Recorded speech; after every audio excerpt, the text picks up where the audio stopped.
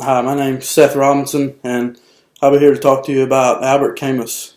And I thoroughly enjoyed doing the research on this and learned some things that intrigued me a pretty good bit. But first, I'll be talking about his life, then his body of work, and then his artistic interest. And he was born on November 7th, 1913, in Mondavi, Algeria. And he was born into a poor family. And his dad died in World War I. His mama wasn't ever around to really take care of him, so he was actually raised by his grandma, and she was a pretty strict lady. She was pretty rough on him and his brother. And his mama was around a little bit, but she was deaf from a childhood illness, and she had a speech impediment, and she was also illiterate.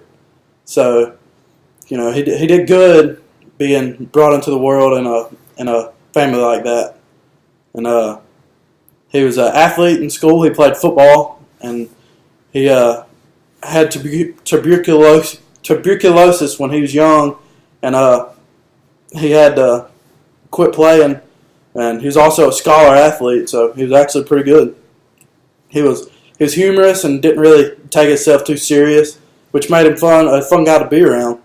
And he studied philosophy at the University of Algiers. He once again suffered from tuberculosis and interfered with his preparation of teaching, which is what he wanted to do. So he had to find other things in life to do.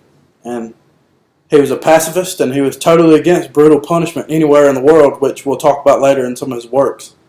He was married and divorced in 1934, the same year. And he worked as a journalist, an actor, director, editor, and an author.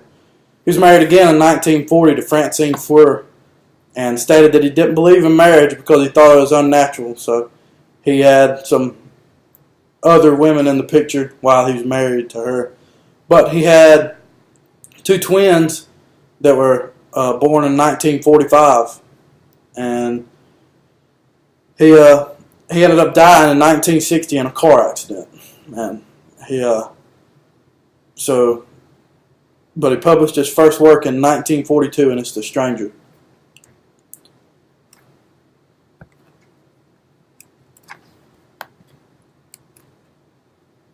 We'll talk about the work that he did now, and the first anything that he published was Nuptials in 1939, followed by The Stranger in 1942 as his first and most famous novel.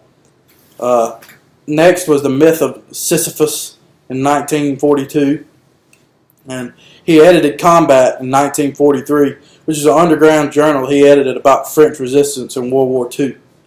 He published the play Caligula in 1944, and he published his second novel, The Plague, in 1947, and it was about a deadly plague that hits a city, and it's used to somewhat spread, or to symbolize the spread of evil power in World War II, which caused a bunch of problems. And he grew up in wartime, so a bunch of his writing is about wars or about stuff that evolved around wars.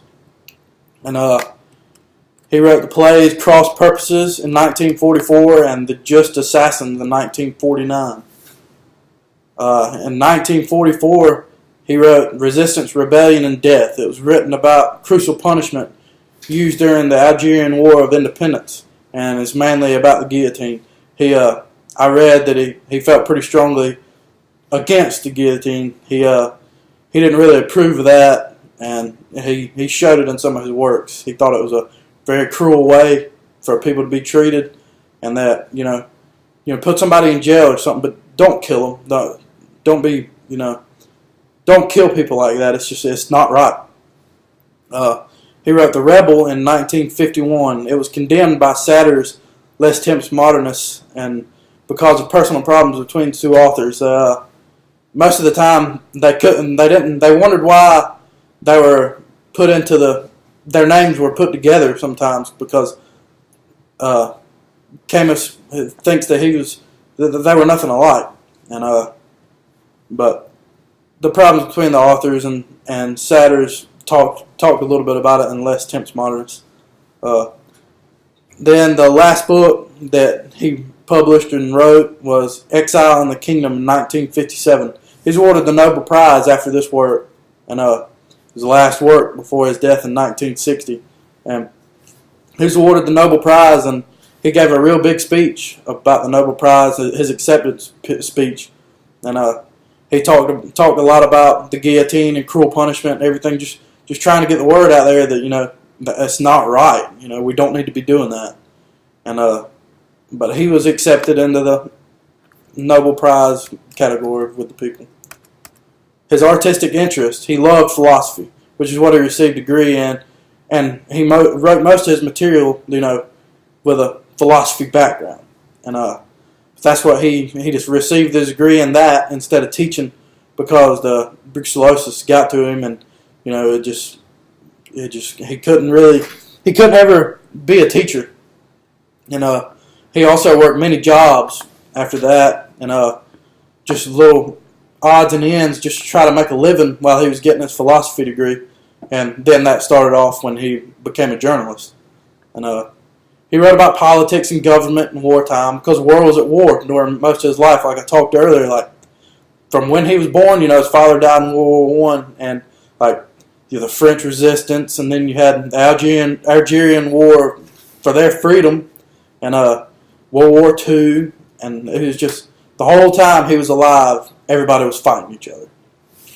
And his love for theater was obvious, because he worked several years in the Labor Theater, and he was doing plays and stuff like that, and I really think he enjoyed that part of it. And most of his work is fiction, which allows him to use somewhat mythical dimensions, which I didn't see a whole lot of, but there are a couple books that he wrote that are like that. In his writing about punishment, he is opposing it because he doesn't agree with punishment, especially if it involves physical abuse, like I talked about earlier. He really let his opinion be known about punishment where people were actually being hurt or killed. He didn't like it. His main interests are dealing with philosophy, humanity, and ethics. And I enjoyed speaking to you tonight, and I hope you enjoyed and got some information from my speech. Thank you.